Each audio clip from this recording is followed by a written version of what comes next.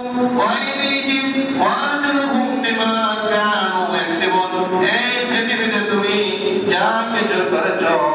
আল্লাহ রাব্বুল আলামিনকে খুশি করার জন্য করেছো না মানুষকে খুশি করার জন্য করেছো আল্লাহ রাব্বুল আলামিনকে ভয় পেয়েছো না মানুষকে ভয় পেয়েছো সবগুলো সেই দিন আপনার অঙ্গ প্রত্যঙ্গ সেই দিন সাক্ষ্য দেবে এজন্য রাসূল করিম সাল্লাল্লাহু আলাইহি ওয়াসাল্লামের অসংখ্য হাদিস থেকে আমি যে হাদিস তিলাওয়াত করেছি মান তাওয়াদা লিল্লাহি রাফাআহুল্লাহ যে আল্লাহর উদ্দেশ্যে আল্লাহর জন্য তার মস্তককে অবনত করে তার সম্মান মর্যাদা আল্লাহ রাব্বুল আলামিন বাড়িয়ে দেয় যে আল্লাহর জন্য তার মাথাকে নিচু করে তার সম্মান আল্লাহ রাব্বুল আলামিন বাড়িয়ে দেন আপনি আপনার মুরব্বিকে যদি সম্মান করেন আল্লাহর উদ্দেশ্যে যে উনি আমার বয়সে একজন বয়োজ্যেষ্ঠ মানুষ তাকে আমি সম্মান করব আল্লাহর রাস্তে তাহলে আপনার সম্মান আল্লাহ রাব্বুল আলামিন বাড়িয়ে দিবেন আপনি যদি আপনার বাবাকে সম্মান করেন আল্লাহর রাস্তে তাহলে আল্লাহ রাব্বুল আলামিন আপনার সম্মানকে বাড়িয়ে দিবেন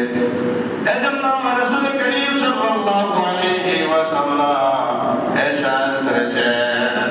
যে ব্যক্তি ছোটকে স্নেহ করে না এবং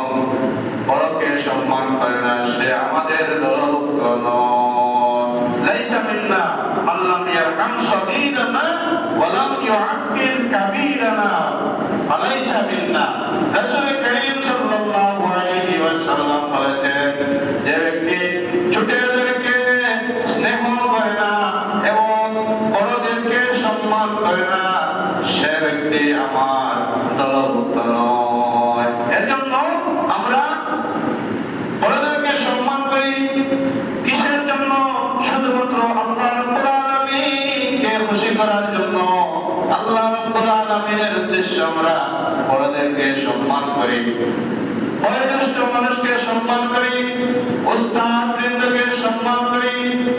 যারা মুরব্বী রয়েছেন তাদেরকে আমরা সম্মান করি কি জন্য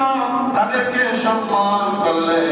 আপনার সম্মান আল্লাহ রাব্বুল আলামিন বাড়িয়ে দিবে